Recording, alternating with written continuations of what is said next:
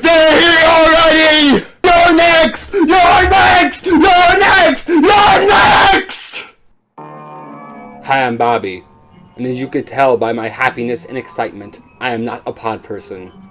Today on Dusty Old Movies, we will be reviewing the original Invasion of the Body Snatchers. I hope you enjoy it as much as I do.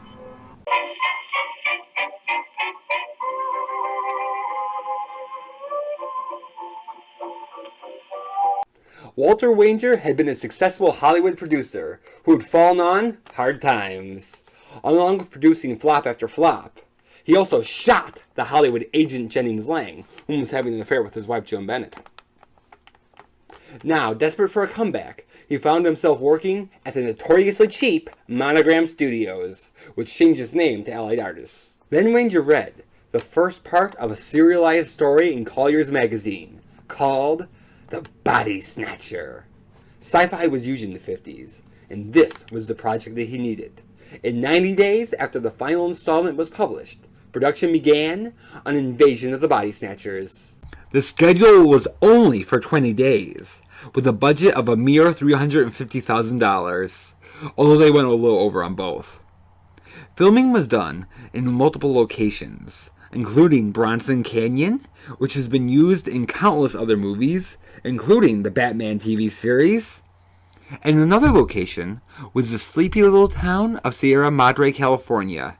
For those scenes, local adults and a few kids got to be extras.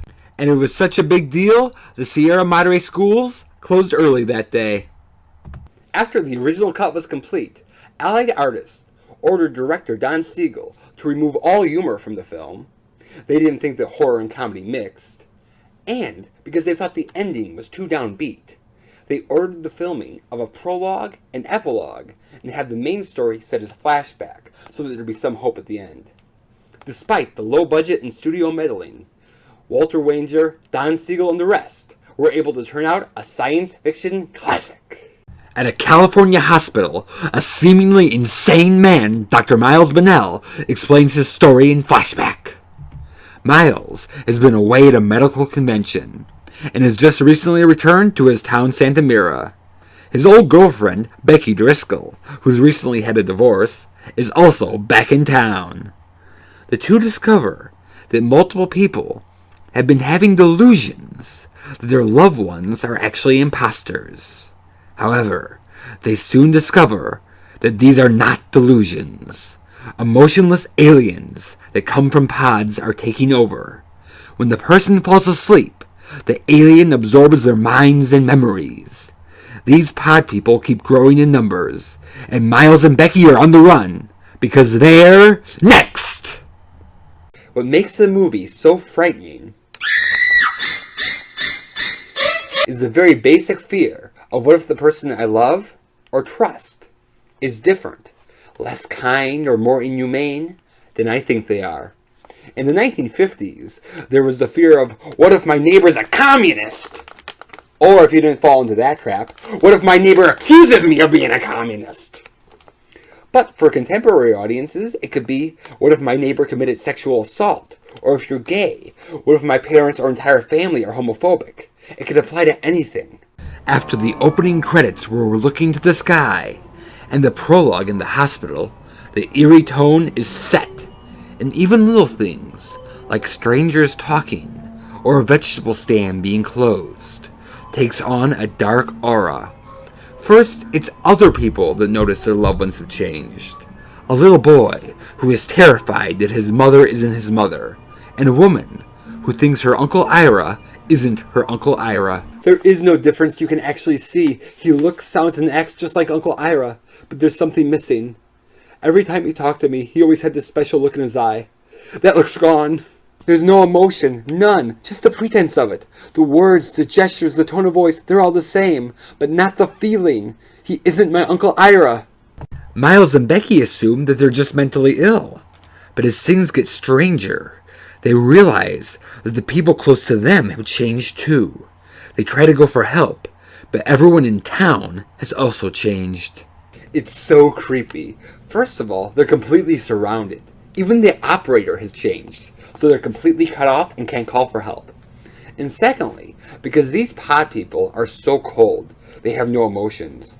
There is even a pod mother who's going to turn her baby into a pod kid. Is the baby asleep yet, Sally? Not yet, but she will be soon, and there'll be no more tears.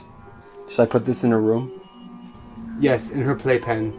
Wait, maybe I better do it. Poor Junior. No one ever talks about that scene, but I think it's one of the scariest parts of the movie because she's so matter-of-fact about it. Then the film moves to its final stage, where Miles and Becky are on the run, and the concern is no longer my friends are monsters, but what if I become one too? The movie just builds from being eerie to terror so naturally. And unlike a lot of horror films, the more you think about it, the spookier it gets. And now it's time to think about the characters. Producer Walter Wanger had developed extensive background stories for all the main characters, but the writer chose to ignore them and made it an A to Z sci-fi thriller. And while we don't know too much about him, Kevin McCarthy absolutely holds the movie together as the small-time doctor, Miles Bennell. While he wasn't a major star, Kevin McCarthy has all the traits of a 1950s leading man. He is confident, intelligent, likes his martinis, and has perfect hair. And as he becomes terrified and unhinged, you believe it, and become terrified with him. Miles's fear is losing his humanity, his love, his compassion, his hope. You lose it when you become a pod person, but he's also seen regular people lose it too. In my practice, I've seen how people have allowed their humanity to drain away. Only it happens slowly instead of all at once. They didn't seem to mind. All of us, a little bit, we harden our hearts, grow callous. Only when we have to fight to stay human do we realize how precious it is. How dear. He holds on to it and fights for it. Miles has been divorced, but he doesn't harden his heart. He wants to give love another go with Becky. And during the scene, when he has to kill two of the pod people, initially, he's going to take a scalpel and stab them. But when Becky takes one too, he realizes he's being just like them. So instead decides to inject them with poison, which is significantly less painful. The rest of the cast does a great job too. I especially like Larry Gates as Dr. Danny Hoffman, the psychiatrist. In his first scene, he laughs and smiles and seems like a nice guy. But when he becomes a pod person and Miles doesn't know it, he subtly changes. He becomes more stern. He still makes jokes, but there's no longer any warmth behind him. Then, after Miles knows he's a pod person, Danny stops pretending. He remains calm and doesn't go overboard when threatening Miles, but he absolutely believes what he says. You can even understand his point of view, and that's what makes him frightening. You've been in love before, Miles. It didn't last. It never does. Love, desire, ambition, faith. Without them, life is so simple. Believe me. I don't want any part of it. You're forgetting something, Miles. What's that? You have no choice. Along with the film's cast making it great, so does the film's cheapness. I found a penny. Invasion of the Body Snatchers is a 1950s sci-fi B-movie with all the charm it entails. But it was made by A people. It's well-paced, and they do creative and suspenseful camera angles. The pods are a little goofy looking, which is part of the fun, but the effect of the bodies coming out of them is well done, and they actually made body molds of the actors for it.